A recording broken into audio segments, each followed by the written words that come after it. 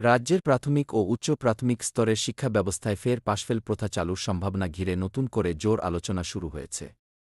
সম্প্রতি শিক্ষামন্ত্রীর এক মন্তব্যকে কেন্দ্র করে এই জল্পনা তীব্র আকার নিয়েছে। শিক্ষা দপ্তর সূত্রে জানা গিয়েছে, প্রথম থেকে অষ্টম শ্রেণী পর্যন্ত বর্তমানে চালু থাকা কি নো ডিটেনশন কি নীতি পুনর্বিবেচনার বিষয়ে প্রাথমিক স্তরে আলোচনা শুরু হয়েছে।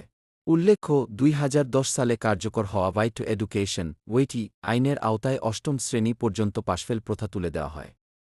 এর মূল উদ্দেশ্য ছিল ছাত্রছাত্রীদের উপর অতিরিক্ত মানসিক চাপ কমানো এবং স্কুলছুটের হার হ্রাস করা।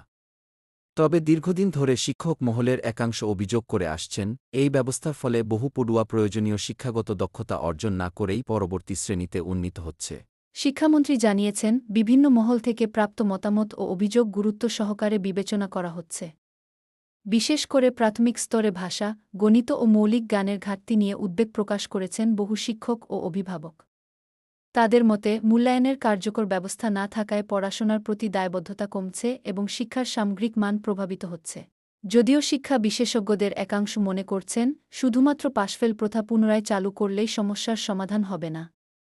তাদের মতে, প্রয়োজন শিক্ষার গুণগত উন্নয়ন, দক্ষ শিক্ষক নিয়োগ, নিয়মিত মূল্যায়ন এবং শিক্ষার্থীদের মানসিক বিকাশের প্রতি সমান গুরুত্ব প্রদান। অভিভাবকদের মধ্যেও এ বিষয়ে মতভেদ স্পষ্ট। একাংশ মনে করছেন, সীমিত আকারে পাশফেল ব্যবস্থা ফিরলে পড়াশোনার প্রতি গুরুত্ব ও প্রতিযোগিতামূলক মনোভাব বৃদ্ধি পাবে।